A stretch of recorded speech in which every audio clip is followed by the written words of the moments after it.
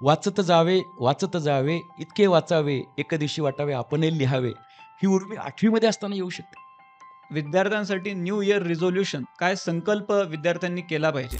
Mark कमी का पडतात? तर अभ्यासच केलेला नसतो. केलेला असतो पण उशिरा चालू केलेला असतो. उशिरा चालू केलेला असतो आणि पूर्ण केलेला नसतो. अर्धवट केलेला असतो, त्याची रिव्हिजन केलेली नसती. क्वेश्चन पेपर सोडले नसतात.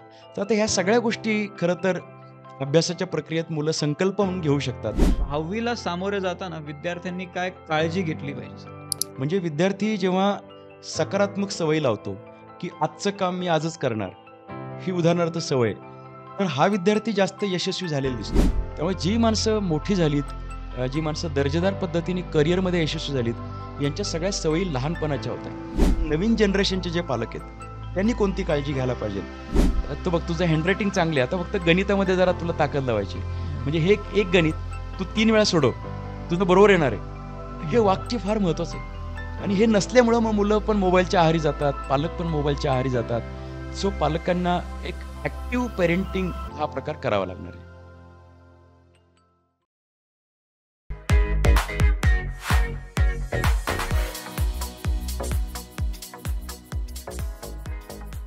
नमस्कार.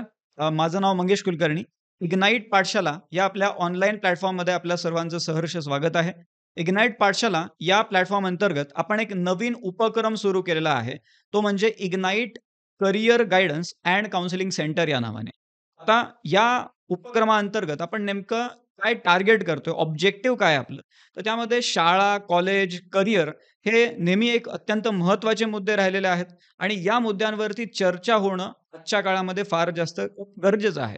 आणि मग त्यासाठी आपण हा उपक्रम इथे सुरू केलेला आहे आणि या अंतर्गत आपण वेगवेगळ्या विषयांवरती येत्या काही काळामध्ये बोलत राहणार आहोत.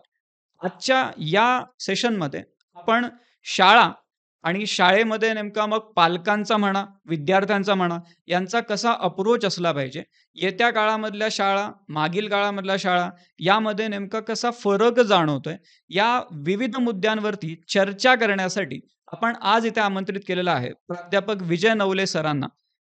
25 वर्षाचा या पूर्ण फील्डमध्ये त्यांचा अनुभव आहे. करिअर तज्ञ, त्यानंतर समुपदेशक, व्याख्याते, असे बरेच वेगवेगळ्या पद्धतीने आपण त्यांना ओळखतो.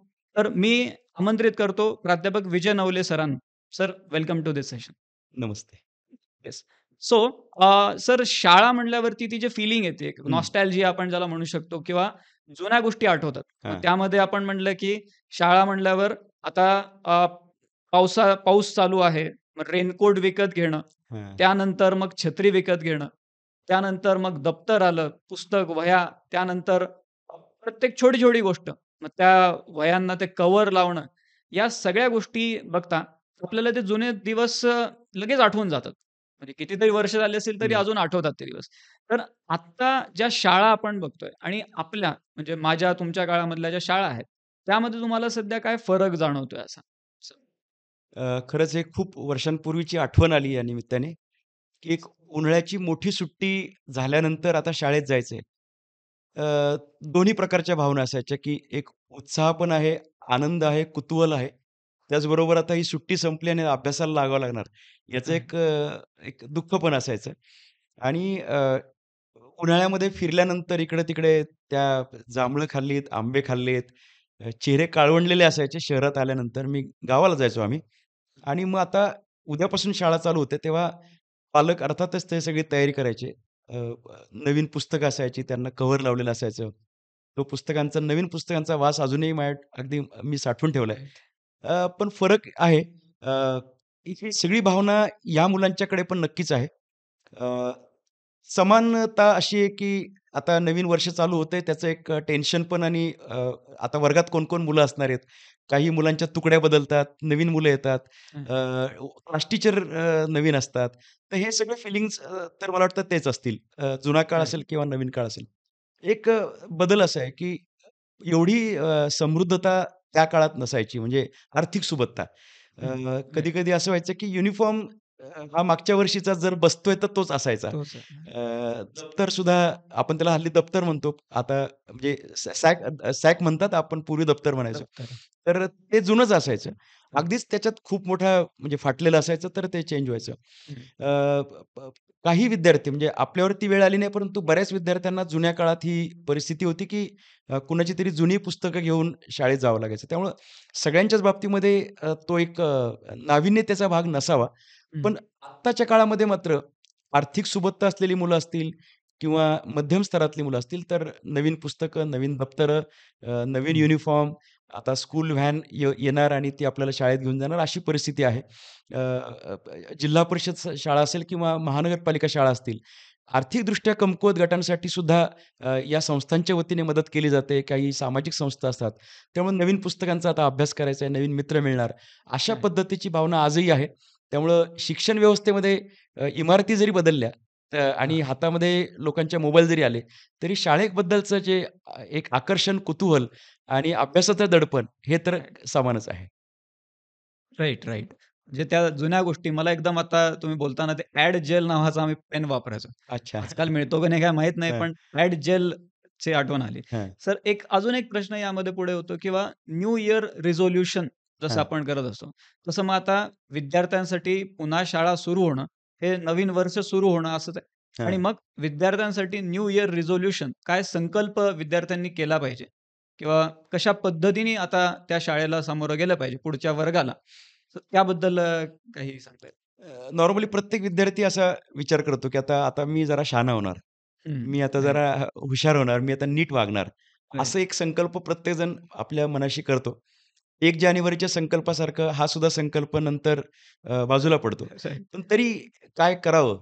तर मागच्या वर्षी किंवा त्याच्या आधी झालेल्या ज्या चुका आहेत आपल्या, म्हणजे आपण उशिरा अभ्यासाला लागतो.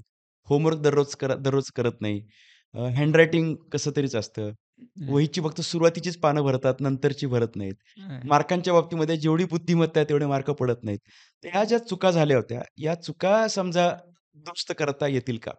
राइट. तर मी असं म्हणेल की ज्यांचं हँडरायटिंग खराब आहे, त्यांनी आता विचार करावा की मन लावून मी लिहीन, त्याचं वारंवार प्रॅक्टिस करेल सो दॅट माझ्या वह्या स्वच्छ राहतील.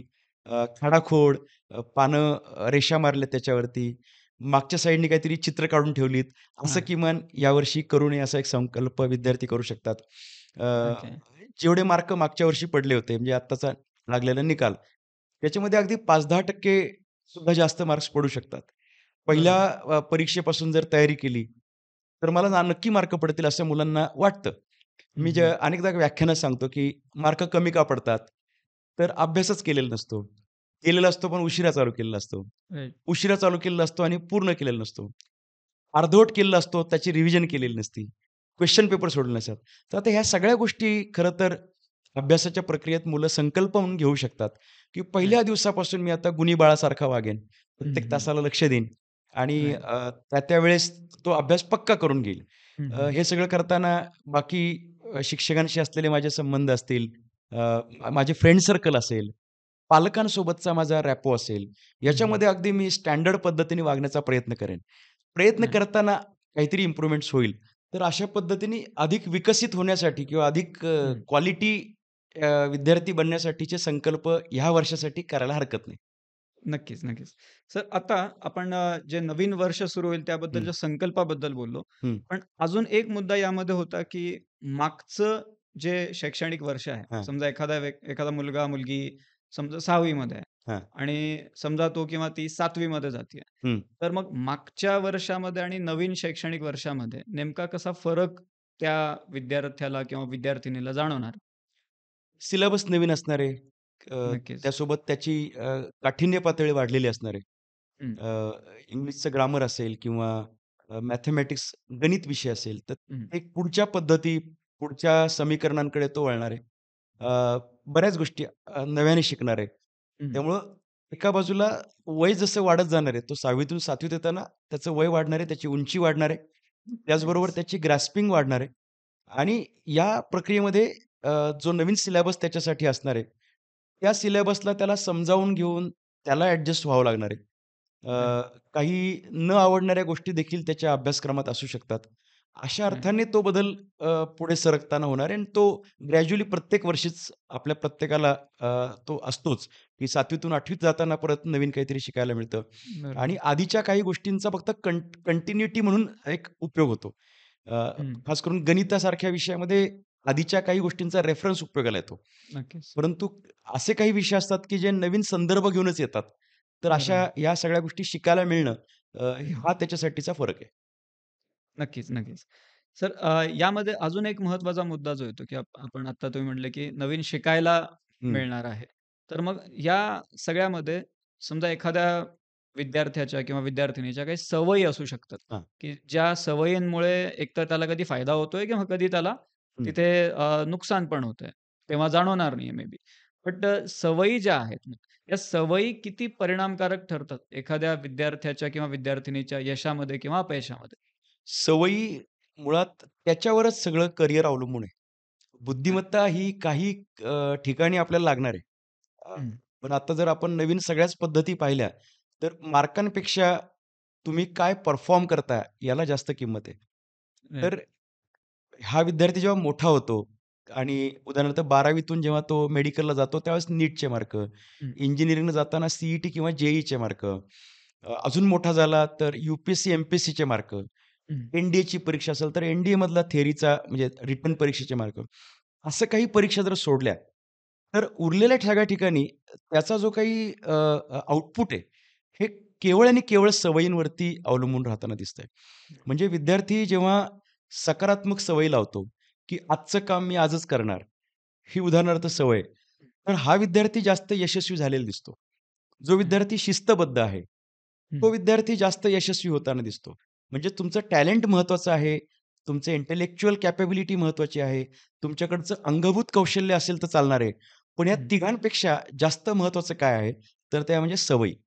तर या कोणत्या सवयी असायला पाहिजेत किंवा कोणत्या नसायला पाहिजेत, याची आपण चर्चा करू शकतो, की लवकर उठणं, त्यासोबत व्यायाम किंवा योगासनं यासारख्या गोष्टींची कायमस्वरूपी सवय लावणं, हं, हं. अ, आपल्या वस्तू नीटनेटक्या ठेवता येणं. अनेकदा माझ्याकडे काउन्सिलिंगला विद्यार्थी येतात, पालक येतात. तर असं कळतं, की हे विद्यार्थी आळशी आहेत.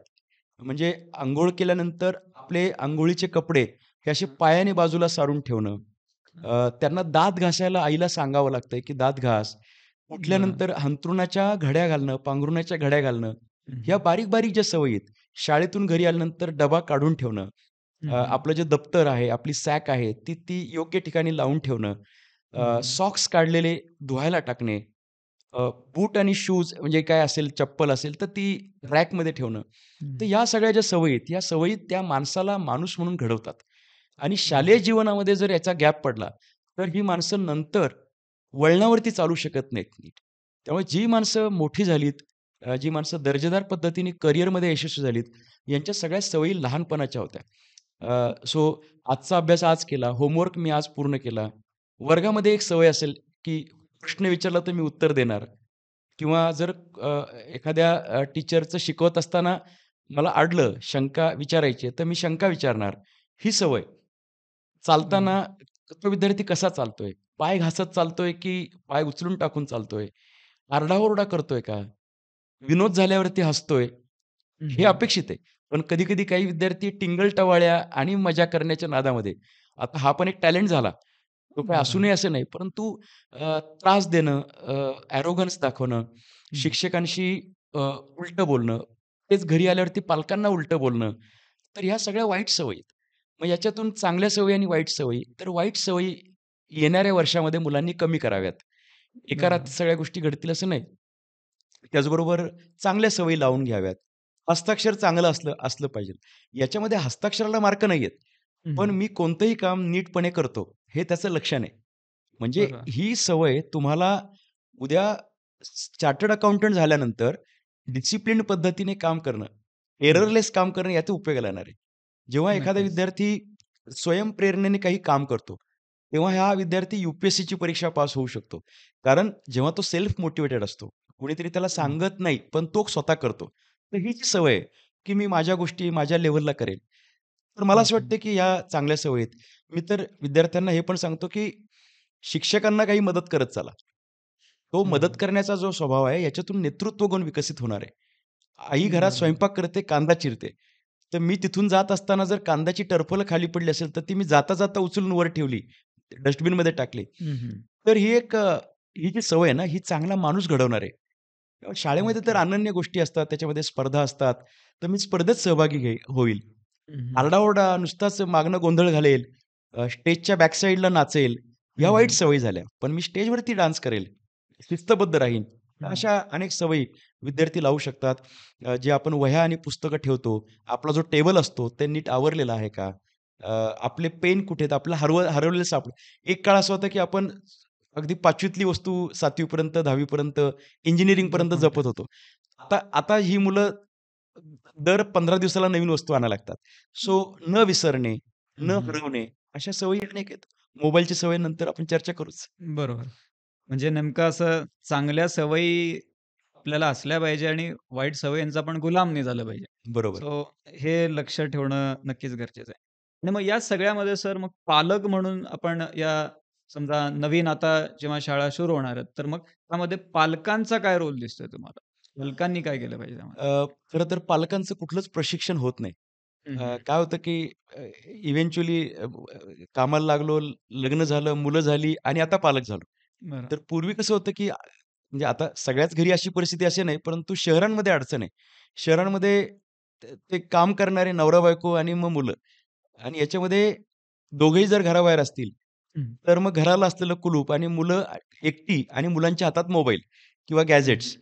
तर याच्यामुळे अडचणी होतात. आजी-आजोबा घरी असल्यावरती पालकांची बरीचशी जबाबदारी कमी असायची. नक्कीच. तर आता हा प्रश्न या अनुषंगाने उपयोगाचा आहे, की नवीन जनरेशनचे जे पालक आहेत, त्यांनी कोणती काळजी घ्यायला पाहिजे? तर पहिला मुद्दा म्हणजे मागच्या वर्षी तुला कमी मार्क पडले, याचं ते सारखं आवर्तन हं. त्यांनी लावू नये, की "बघ तू नापास होशील, तुला हे जमत नाही." पालकांनी आता नवीन वर्ष, नवीन सुरुवात अ, आपल्या मुलांना नवीन ताकद देण्याचा विचार करावा. हं, हं. हे सगळं करत असताना त्याला जेवढं आपण सपोर्ट करू. म्हणजे काय होतं, की सगळ्या वस्तू आणून देणं म्हणजे सपोर्ट नाहीये. हं. बरं. मला असं वाटतं, की जर शक्य झालं तर दोघांपैकी एकाने अ, अभ्यासाला त्याच्यासोबत बसलं पाहिजे.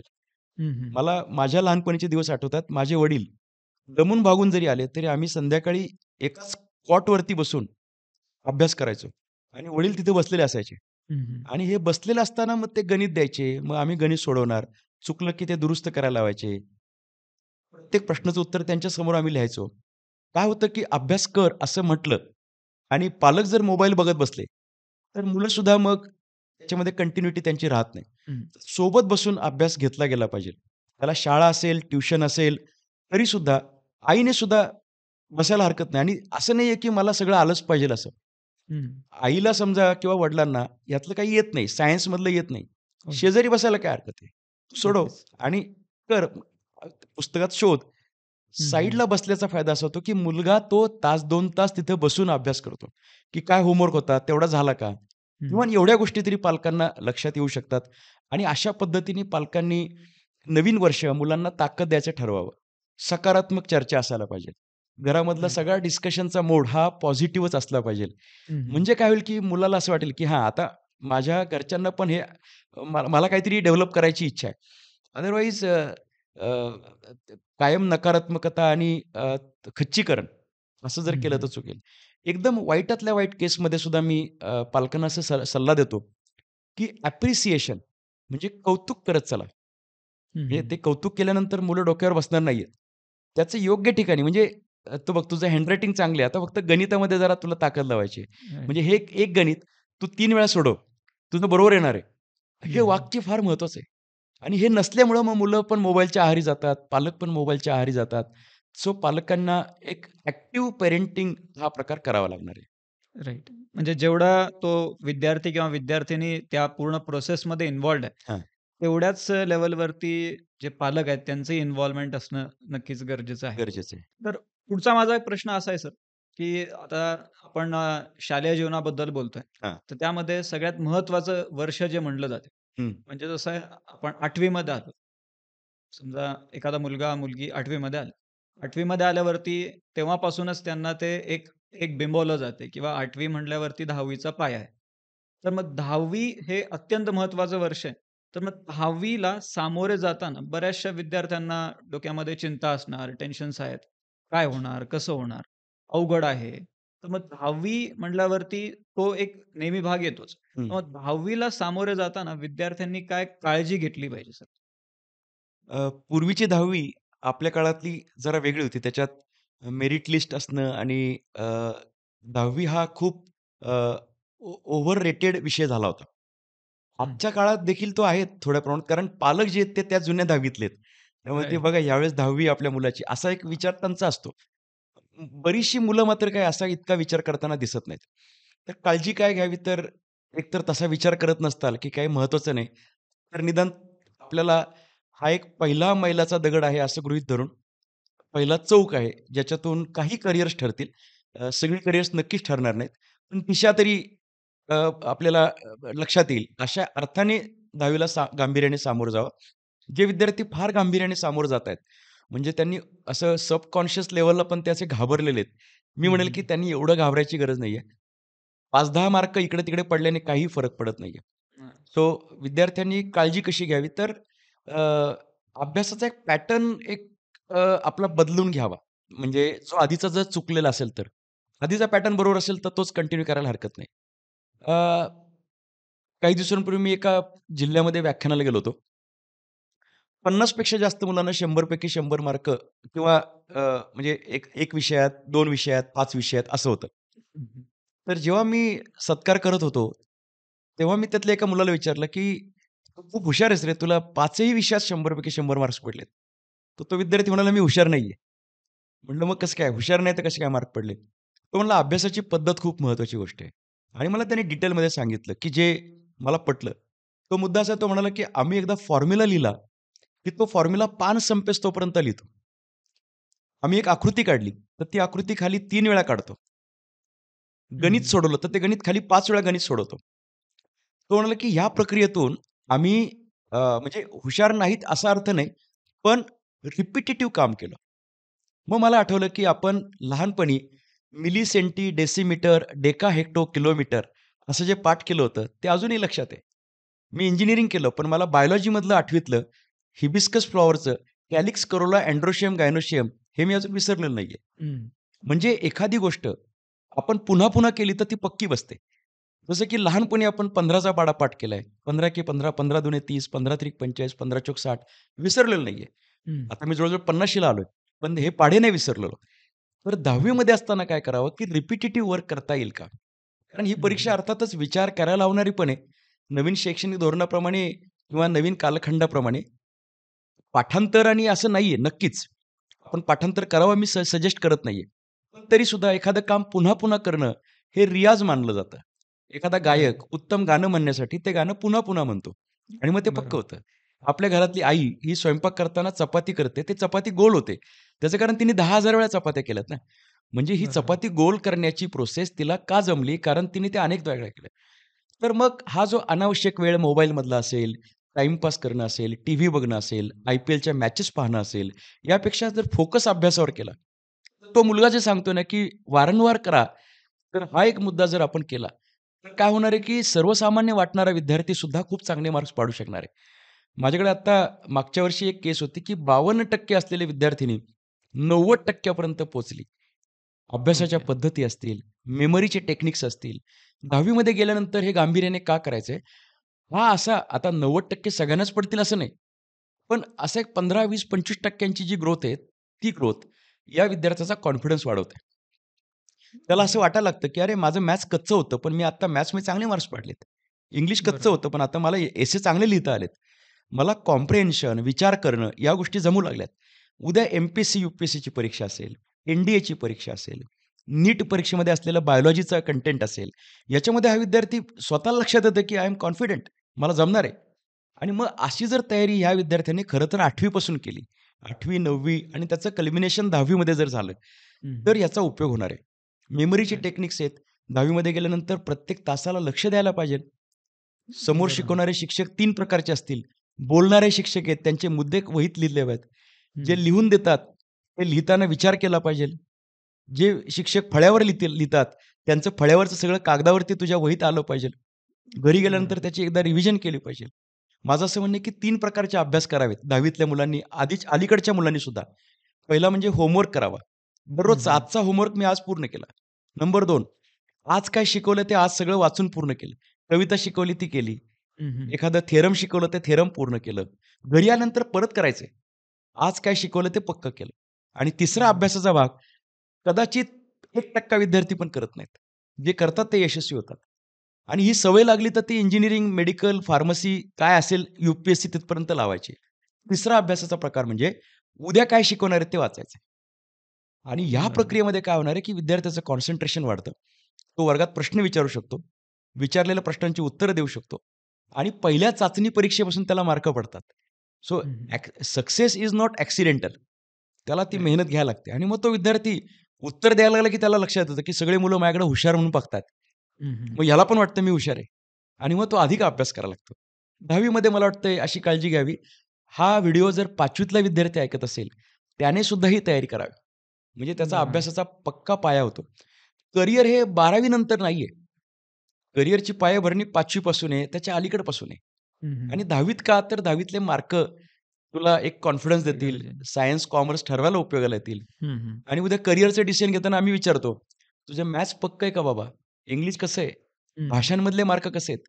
आणि मग त्यानुसार सुद्धा आपण निर्णय घेऊ शकतो. सो हे मार्क किमान पडावेत आणि व्यक्तिमत्व समृद्ध होण्यासाठी अभ्यासाची पद्धत 10वी पासून चालू करावी. Right, right. म्हणजे 10वी मध्ये जे मार्क पडतायत, सो ते असं नाही आहे, की ते मार्क म्हणून त्याला बघायचं. तर हां. पुढचा कॉन्फिडन्ससाठीचा एक पाया म्हणून त्याला बघता येऊ शकेल. आणि एकदा कसं होतं, की 10वी मार्क हे तुमचे माइलस्टोन असतात. ते राइट. भले ॲडमिशनला किती उपयोगाला येतील मला माहीत नाही. हल्लीच्या काळामध्ये तर त्याचा काही रेफरन्स जास्त नाहीये. हां. पण तरीसुद्धा एक मला किती मार्क पडले, असा हं. तो माइलस्टोन तयार होतो. Right, right. Correct, correct. Sir सुरुवातीला आपण या सेशनच्या सुरुवातीला जसं म्हटलं, की तो एक नॉस्टॅल्जिक फीलिंग आहे, की मला नवीन दप्तर घ्यायचंय, मला नवीन पुस्तकं घ्यायची आहेत. पण हे नवीन आपण घेतोय तर ठीक आहे. पण असं नाही व्हायला पाहिजे, की नव्याचे 9 दिवस झाले हां. आणि नंतर माणूस विसरला. तर मग त्याबद्दल तुमचं काय म्हणणं आहे, की नव्याचे 9 दिवस नाही झाले पाहिजे, यासाठी काय केलं पाहिजे? पहिल्या पानावर सुंदर हस्ताक्षर असतं. नंतर ते हं, काय मग गिचमिड सगळं चालू होतं.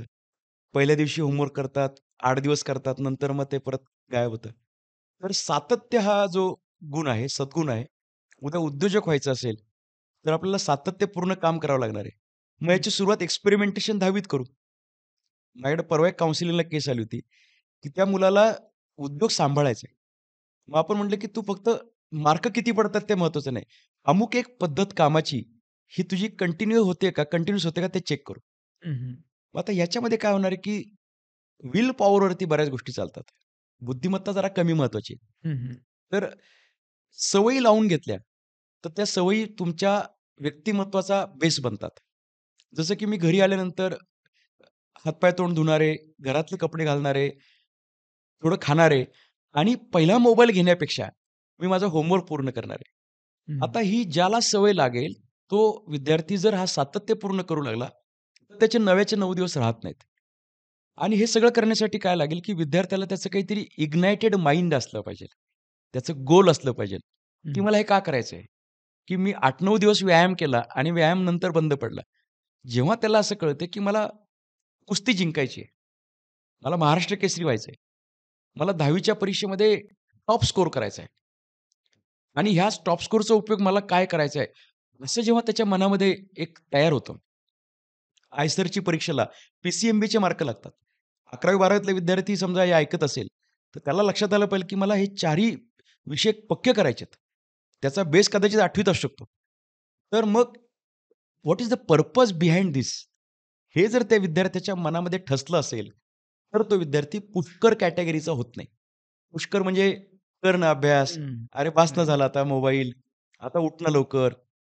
तो विद्यार्थी स्वतः ते अवलंबायला लागतो आणि मग हे सातत्य क्रिएट होतं. तर मला कधी-कधी असं वाटतं, की गरीब घरातली, साध्या कुटुंबातली मुलं ही नशिबवान आहेत. त्याचं कारण आहे ना, काहीतरी त्यांना गोल दिसतं, ध्येय दिसतं आणि मला हे नाही, राइट. मला माझं स्वतःचं घर बांधायचंय. मला बरोबर. काहीतरी करून दाखवायचंय, हं, हं. असं. पण श्रीमंत कुटुंबातला किंवा सुस्थापित कुटुंबातल्या मुलाला पण गोल आहे ना, की मला हे टिकवायचंय, मला हं. अजून वाढवायचंय राइट. आणि म्हणून मी हे करतोय. तर ह्या सगळ्या सवयी त्या अर्थाने लागल्या पाहिजेत. याला आपण एक उपक्रम पण देतो, तो म्हणजे मिशन 40 डेज. याला ओके. मराठी किंवा आपल्या भारतीय संस्कृतीमध्ये सव्वा महिना असं म्हटलं जातं. हं. एखादी गोष्ट जर तुम्ही सवय लावली, तर ती सव्वा महिने जर टिकली, तर अक्षरशः ती फॉलो केली जाते शरीरातर्फे, आपल्या सायकोसोमॅटिक पद्धतींतर्फे. आपण जर गार पाण्याने अंघोळ करायला सुरुवात केली आणि 40 दिवस जर गार पाण्याने अंघोळ केली, तर आपण विसरून जातो गरम पाणी काय असतं ते. हं, आपण हं. जर टीव्ही पाहणं बंद केलं, म्हणजे उदाहरणार्थ काहीतरी प्रॉब्लेम झाला त्या वायफायचा वगैरे किंवा टीव्हीचं काहीतरी स्क्रीन खराब झाली आणि समजा 2 महिने टीव्ही रिपेअर नाही केला, तर पोरं विसरून जातात की टीव्ही काय असतं ते. हं. तसं मोबाईलला होऊ शकतं. तसं राइट. अभ्यासाच्या सवयींबद्दल होऊ शकतं. सो मला असं वाटतं की किमान सव्वा महिना जर एखादी सवय लावली हं, हं. आणि इथं पालकांचा पण थोडा रोल महत्त्वाचा आहे. त्या मुलाची इच्छाशक्ती असली पाहिजे. तर या सवयी नव्याचे 9 दिवस राहत नाहीत. ओके. नक्कीच सर, चांगला उपक्रम आहे. आणि जे सवयींबद्दल आपण बोलतोय, तर असंही कधी-कधी होऊ शकतं, की सोमवार ते शनिवार तुमच्या सवयी शाळेच्या त्या हां, शिस्तबद्ध वातावरणामध्ये तुमच्या सवयी तशा राहतात. पण एखादा व्यक्ती असा असू शकतो, की मला रविवारचीच वाट बघायला मिळते. हां. जर असं असेल, तर मग रविवारचं नियोजन कसं करावं विद्यार्थ्यांनी? रविवारचं नियोजन हा इथे आपण जरा थोडंसं रिलॅक्सेशन करू शकतो, की म्हणजे अभ्यासालाही थोडीशी विश्रांती देता येऊ शकते. पण 100% नाही, कारण होमवर्क तो करावा लागेल. अ, सोमवार ते शनिवार जो अभ्यास केलाय, त्याचं एक किमान तासाभराचं रिव्हिजनचा स्लॉट मला रिक्वेस्ट करायची, की विद्यार्थ्यांनी ठेवावा. म्हणजे काय होतं, की सोमवार ते शनिवार केलेला शाळेतला, ट्युशनमधला आणि वैयक्तिक अभ्यास याचं तासा 2 तासामध्ये एक रिव्हिजनचं सत्र व्हायला पाहिजे. हं, हं. मग उरलेला वेळ त्याने खेळलं पाहिजे. मग टीव्ही पाहू देत. हं. घरच्या लोकांशी त्याचा वेळ असायला पाहिजे. मी तर पालक जर हा कार्यक्रम ऐकत असतील तर त्यांना अ, रविवारच्या नियोजनाबद्दल हे सांगेल, की एक रविवार तुम्ही समजा मार्केटमध्ये गेलात. एक रविवार तुम्ही बागेत गेलाय. हं, हं. एखाद्या रविवारी पाहुण्यांकडे गेलाय. एखादा रविवार लोळत पडलाय. एखादा रविवार तुम्ही ट्रेकिंगला गेलाय. कितीतरी गोष्टी आहेत, की एखादं बरोबर. चांगलंसं नाटक पाहायला पाहिजे मुलांसोबत. हं, हं. एखाद्या रविवारी संध्याकाळच्या वेळेस असलेलं एखादं व्याख्यान ऐकायला फॅमिलीसोबत जायला पाहिजे. हं, हं. म्हणजे 48 किंवा 52 आठवडे जर म्हटलं आपण, तर त्यातले किमान 30 रविवारचं नियोजन एखाद्या कुटुंबाने जर केलं, तर काय होणार आहे माहिती आहे का? तुम्ही चांगले पिक्चर्स पाहत नाहीत. तुम्ही हं. अ, नैसर्गिक ठिकाणी व्हिजिट करत नाहीत. असं होणार नाही. त्याची एक फ्रिक्वेन्सी जर ठरवून घेतली तर ते जमू शकेल आणि एक निम्मा वेळ किंवा 2-4 तासांचा वेळ अभ्यास किंवा क्रिएटिव्हिटीसाठी वापरता येऊ शकतो. राइट. अख्खाच रविवार जर लोळत काढला आणि आळसात घालवला, तर तो विद्यार्थी सोमवारी अजिबात तो खुश नसतो. बरोबर. त्यामुळे रविवारी काही मजा, काही खाण्याचे वेगळे पदार्थ, त्याच्यानंतर आई-वडिलांसाठी दिलेला वेळ आणि हं, हं. नियोजनबद्ध रविवार जर केला, तर मी तुम्हाला म्हणेल की रविवारसुद्धा आनंदात जाईल आणि सोमवारची सुद्धा मुलं वाट पाहतील, की आता मला आता येस, आता नवीन राइट, आठवडा चालू राइट. होतोय. असं व्हायला पाहिजे. Right, correct. म्हणजे आपले हॉलिडेज जसे आपण प्लॅन करतो, तसा हां, हा एक हॉलिडे जो आहे संडेचा, तो आपण नक्कीच प्लॅन केला पाहिजे. सर या सगळ्या चर्चेमध्ये आपण जे बोलतोय किंवा अप्रोच काय असला पाहिजे आणि या सगळ्यामधून म्हणजे पुढे असं नाही होणार आहे, की 10वी चे मार्क तेवढंच आपण बघतोय. हां, आपण पूर्ण त्या त्या व्यक्तीचं एक करियर, त्याचं पूर्ण लाईफ डिस्कस करतोय. हां. तर मग या सगळ्यामध्ये त्या व्यक्तीचं सेल्फ डेव्हलपमेंट हा खूप महत्त्वाचा भाग होणार आहे. बरोबर. तर हा प्रश्न असा आहे, की जे नवीन वर्ष आता येतं आहे, हां. ते त्या विद्यार्थ्याच्या सेल्फ डेव्हलपमेंटसाठी कसं वापरता येईल? म्हणजे काय केलं पाहिजे त्या व्यक्तीने? हे खूप गरजेचं आहे, की नुसता अभ्यास आणि मार्क असं तर नाहीये, पण ते तर महत्त्वाचं आहे. राइट. आता याच्यासोबत व्यक्तिमत्व विकसन कसं होईल? तर हा विद्यार्थी योग, व्यायाम, प्राणायाम यातलं हं, हं. काहीतरी करतोय. हं, म्हणजे त्याची एक शारीरिक सक्षमता आहे, ती तयार होऊ शकेल. हं. व्यक्तिमत्व विकासाचा मूळ पाया तर शरीरामध्ये. त्यामुळं त्याला दैनंदिन स्तरावरती तो अ, खेळ असेल किंवा व्यायाम असेल, याच्यासाठी त्याने द्यायला पाहिजे. शाळेमध्ये काही प्रमाणात दिला जातो, परंतु शाळेमध्ये पीटीचा तास आपल्याला माहिती आहे, की तो कधी-कधी टिक मार्क ॲक्टिव्हिटी होत असते. बरोबर. किंवा त्याच्या नुसत्याच कवायती असतील आणि त्याच्यामध्ये टिवल्या-बावल्या पण चालतात. हं, आपल्या वैयक्तिक स्तरावरती विद्यार्थ्यांनी त्याचं नियोजन केलं पाहिजे. मी अजून एक मुद्दा आवर्जून सांगतो तो म्हणजे अ, हल्ली वाचन पुस्तकातलं कमी झालंय. मोबाईलचं वाचन खूप वाढलंय. पण ते स्क्रीनवरचं वाचन त्रासदायक आहे. तर पुस्तकातलं वाचन हे आपण करावं. हं, हं. 5वी-6वीतली मुलं किती वाचतील, 8वी-9वीतली किती वाचतील हे त्यांच्या त्यांच्या क्षमतेनुसार ठरेल. मी स्वतः आठवड्यातून एक पुस्तक वाचन संपवणे म्हणजे हे मी पाळत आलोय. हं, काय होतं, हं. की वर्षभरात एक 50 एक पुस्तकं वाचून होतात. शालेय विद्यार्थ्यांसाठी मी असं म्हणेल, की अवांतर वाचन भले तुम्ही अख्ख्या वर्षात 2 किंवा 3च पुस्तकं वाचा. पण काय होतं, की 5-6 पानं जरी रोज वाचली, किंवा त्या रविवारच्या दिवशी आपण नियोजन केलं, की एक 15-20 पानं वाचून काढायची. तर तुम्हाला पु. ल. देशपांडेंचा विनोद कळतो, प्र. के. हं. अत्रेंचं वक्तृत्व कळतं, रघुनाथ माशेलकरांचा विज्ञानाचा अप्रोच कळतो. हं, हं. सचिन तेंडुलकर संदर्भातलं पुस्तक वाचलं तर खेळामधलं करिअर लक्षात येतं. अमिताभ बच्चनांच्या वरचं बाबू मोशाय पुस्तक पाहिलं, तर हं. कदाचित कला क्षेत्रातली करिअर हे हे लहानपणीच कळलं पाहिजे ना. राइट.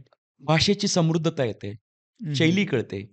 वाचत जावे, वाचत जावे, इतके वाचावे, एक दिवशी वाटावे आपणही लिहावे. ही उर्मी 8वी मध्ये असताना येऊ शकते. आणि म्हणून हं. वाचन हे केलं पाहिजे. माणसांना भेटलं पाहिजे. म्हणजे जी थोर माणसं आहेत, जी आत्ता आपल्या आजूबाजूला शहरामध्ये, तालुक्याच्या गावी येतायत. महिन्यातून एखाद्या चांगल्या माणसाला भेटलं पाहिजे. त्या राइट. माणसाचा मॅग्नेटिक इफेक्ट आपल्याकडे येऊ शकतो. मी प्राचार्य शिवाजीराव भोसलेंची भाषणं लहानपणी ऐकली. मला असं वाटतं, की त्यांचा खूप परिणाम माझ्या वक्तृत्वावरती देखील झाला. हं, काय होतं, हं. की माणसं जवळनं पाहिली पाहिजेत. ती YouTubeला मिळतील पाहायला. पण जवळनं माणसं पाहणं हे व्यक्तिमत्व विकासाचं एक काम आहे. त्यासोबत आपले आई-वडील आणि आपण यांचा समन्वय जर ठेवला, तर त्यांच्या आयुष्यातला सगळा अनुभवाचा स्रोत हा मुलांकडे येणार आहे.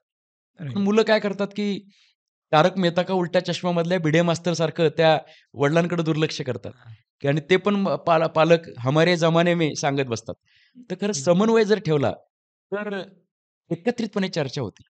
हं, हं. या सगळ्या वाढीच्या काळामध्ये मला असं वाटतं, की टीव्ही आणि मोबाईल बंद ठेवून रात्रीचं जेवण जर एकत्र केलं, हं, तर हं. मुलांची जडणघडण होणार आहे. काही फॅमिलीमध्ये हे नाही होणार, कारण कधी-कधी पालकांच्या चुका होतात. पालकांना आता इम्प्रूव्ह करायला मी किती सांगणार आहे. पण राइट. ज्या ठिकाणी पालक सांगतायत, की "अरे असं फॉलो कर." हं, हं. तर मुलांनी त्या पियर प्रेशर आणि टीनेजर्सकडे लक्ष देण्यापेक्षा, मित्रांकडे लक्ष देण्यापेक्षा आई-वडिलांचं ऐकलं पाहिजे. काही नक्कीच. ठिकाणी व्हिजिट केल्या पाहिजेत. काही ठिकाणं हं. पाहिली पाहिजेत. फक्त महाबळेश्वर आणि गोवा अशीच हं, हं. पिकनिकची सेंटर नको. कधीतरी मेळघाट पाहायला पाहिजे. कधीतरी अ, अ, काही आश्रम आहेत, ज्या ठिकाणी काही वेगळं काम केलं जातं. जसं की बरोबर. वनौषधींवरती काम केलं जातंय. हं, काही हं. ठिकाणी अनाथ मुलं कशी आहेत ते पाहायला पाहिजेत. हं, हं. काही ठिकाणी उंच टॉवर्स पाहायला पाहिजेत. एन-डी-एची परेड पाहायला पाहिजे. नवीन राइट. आय-एस, आय-पी-एस अधिकारी झालाय, त्याच्याबद्दलची एखादी व्याख्यानाची काही किंवा इंटरव्ह्यू असेल, तर तो तिथं जाऊन अनुभवला पाहिजे. हे सगळं जर झालं, तर मग व्यक्तिमत्व विकास होणार आहे. Right, right. अत्यंत महत्त्वाचं आहे सर. सर तुमचा जो अनुभव आहे त्याचा नक्कीच विद्यार्थ्यांना फायदा होणार. आता शेवटचा एक प्रश्न यामध्ये असा होता सर, की बऱ्याचदा असं होऊ शकते, की एखादा मुलगा किंवा मुलगी म्हणला, की "नाही मला शाळा आवडतच नाही." हां. किती काही केलं तरी मला नाही आवडत. एक शाळा बदलली, दुसरी बदलली तरी नाही आवडत. तर मग अशा विद्यार्थ्यांसाठी आणि अशा विद्यार्थ्यांच्या पालकांसाठी तुमचा काय सल्ला आहे? शाळेबद्दल अ, अ, फार असं म्हणजे आता मला शाळेत जायचंय असं असणारी भावना असणारी मुलं कमी असतात. राइट. तरी मग तिथे गेल्यानंतर रमतात, अ, हं. अभ्यास करतात, मार्क पाडतात. पण बराचसा वर्ग असा आहे, की जो शाळेबद्दल अजिबात त्यांना प्रेम नाहीये. पण म्हणून ती मुलं वाईट आहेत असं नाही ना. त्यांना शालेय प्रक्रियेमध्ये इंटरेस्ट नाहीये. असायला हं. पाहिजे, पण नाहीये. राइट. काय काहीतरी चुकत असेल कुठेतरी. हं, हं. मी म्हणेल, की मग त्याचं करियर किंवा त्याचा जो आयुष्याचा पर्पज आहे, तो जर वेगळा असेल, तर उदाहरणार्थ तो कला क्षेत्रात रमणार असेल, तो ग्राउंडवरती रमणार असेल, तो माणसांमध्ये रमणारा असेल, त्याला अभ्यासापेक्षा, पुस्तकी अभ्यासापेक्षा त्याला माणसं आवडतायत. हं, हं. काहींना उद्योजक, निर्णय प्रक्रिया, टीमवर्क, खास करून गणेशोत्सव, नवरात्र उत्सव याच्यात इंटरेस्ट आहे. मी म्हणेल, की त्याने शाळा काही प्रमाणात सांभाळून याच्यामधला जो इंटरेस्ट आहे, जो आपसूक इंटरेस्ट आहे, याच्यामध्ये वेळ द्यायला पाहिजे. हं, हं. इमॅजिन करा, की सचिन तेंडुलकरने डिप्लोमा मेकॅनिकल जर केलं असतं, तर काय झालं असतं? लता दीदींनी राइट. समजा कॉमर्सला ॲडमिशन घेऊन चार्टर्ड अकाउंटन्सीच्या कोर्सला प्रवेश घेतला असता, तर काय झालं असतं? मूळ मुद्दा असा आहे, की त्याला जे स्वाभाविकपणे जमतंय, हं, त्याने हं. त्याच्यात रमलं पाहिजे. म्हणजे जो विद्यार्थी खरं तर मैदानामध्ये प्रावीण्य दाखवतोय, तर तो शाळेच्या माध्यमातून ते करत असेल तर चालेल. नसेल, तर त्याने मैदानावरच थांबलं पाहिजे. कारण हं. काही मुलं अभ्यासातून मोठी होणार आहेत, काही कौशल्यातून मोठी होणार आहेत आणि काही खेळांमधून मोठी होणार आहेत. हं, काही हं. माणसं ही नंतर कळतं, की ही निर्णय प्रक्रिया चांगली होती म्हणून ती मॅनेजमेंटमध्ये मोठी झाली. सो ती शाळेमध्ये रमली नाही तरी काही बिघडणार नाहीये. राइट. पण शक्यतो शाळेचे नियम असतील, अटेंडन्स असेल, पालकांशी आणि शिक्षकांशी असलेला संवाद असेल, इथं कुठेही ॲरोगन्स न येता म्हणजे हं, हं. शाळेमध्ये जावं लागतंय ते जायला पाहिजे. पण येस. फोकस मग तुमचा अन्य राहू शकतो, हं, की माझा फोकस हा कला क्षेत्रात आहे. माझा फोकस हा बिझनेस क्षेत्रात आहे. माझा फोकस हा मैदानावर आहे. हं, तर हं. या अनुषंगाने विद्यार्थ्यांनी स्वतःला ग्रो केलं पाहिजे. पालकांनी सपोर्ट केलं पाहिजे. एक्झॅक्ट. फॉर्च्युनेटली आता हल्ली काही शाळा या विद्यार्थ्यांबद्दल सपोर्ट करताना दिसतायत, की एखादा विद्यार्थी आगे चल के ऑलिम्पिकमध्ये जाऊ शकतो असं वाटतंय. हं, हं. तर त्याला बळजबरी मारून मुटकून गणितं सोडवायला लावणं हे चुकीचं आहे. तर त्या राइट. अर्थाने ह्या सगळ्यांच्या समन्वयातून निर्णय घेतला गेला पाहिजे आणि मग त्या ह्युमन रिसोर्सला एक एक एक आयडेंटिटी क्रिएट होऊ शकेल. हं, हं. Correct, correct. सो इंटरेस्ट काय आहे? हां. सो त्या हिशोबाने पालकांनी आणि विद्यार्थ्यांनी तसा अप्रोच त्यांचा ठेवला पाहिजे. म्हणजे 10वी नंतरचं करिअरची निवड हे तर हं. मी अनेक वर्ष सांगतोय मुलांना, पण मला असं वाटतं, की ते खूप आधीपासून चालू व्हायला पाहिजे. आता मी राइट. 5वी-6वी पासूनच्या मुलांना करिअरची निवड आणि एक्सपोजर या विषयावरती काम करतोय. म्हणजे त्यांनी येस. 5वी पासून कोडिंगचा क्लास लावा असं मी सांगत नाहीये. हं, हं. मला असं म्हणायचं की त्याला एक्सपोजर जर दिलं, तर त्याची आवड कळू शकेल. आणि ती आवड जर जरा अलीकडे 7वी-8वीत असताना कळाली, तर तो विद्यार्थी ती तयारी करू शकेल. म्हणजे तुम्ही इमॅजिन करा, की 11वी मध्ये एन-डी-एच्या परीक्षेची तयारी करणारा मुलगा किती यशस्वी होईल आणि 5वी पासून तो म्हणतो, की मला एन-डी-एमध्ये जाऊन मिलिटरीत जायचंय, अधिकारी व्हायचंय. तर ही हं. पायाभरणी अलीकडपासून चालू व्हावी, यासाठी आता आमचा प्रयत्न चालू आहे. मी आता अनेक गावांमध्ये व्याख्यानाला द्यायला जातो. तर पालक सांगतात, की आमच्या मुलामध्ये हे कौशल्य आहे. तर ते कौशल्य लहानपणी कळलं, तर हं, त्याची हं. तिथपासून जर तयारी केली, तर तो करिअरचा पायाभरणीचा पार्ट खूप महत्त्वाचा आहे. हं. 10वी-12वी नंतरचं करिअरचं नियोजन मी म्हटलं, की फार एक्झिट पॉइंटला आल्यावरती आहे. हं. आधीपासून राइट, तयारी व्हायला पाहिजे. राइट. नक्कीच सर. हां. सर आपला हा जो एक्सपिरियन्स आहे, आपलं जे मार्गदर्शन आहे, हं. नक्कीच विद्यार्थ्यांना, विद्यार्थिनींना मोलाचं ठरणार आहे. सर आमच्या या कार्यक्रमामध्ये आल्याबद्दल आपलं मनापासून धन्यवाद आणि प्रेक्षकांनो नक्कीच तुम्हाला हा कार्यक्रम आवडला असेल. तुम्ही या व्हिडिओला लाईक करा. त्यासोबतच या चॅनलला सबस्क्राईब करून ठेवा. कारण विषय महत्त्वाचे आहेत आणि हे विषय तुम्हाला तुमच्यापर्यंत पोहोचण्यासाठी तुम्हाला चॅनल सबस्क्राईब करून ठेवणं गरजेचं आहे. तुम्हाला नोटिफिकेशन येईल व्हिडिओ आल्यावरती. त्या पद्धतीने तुम्ही हे व्हिडिओ बघू शकता. Thank you. Thank you very much.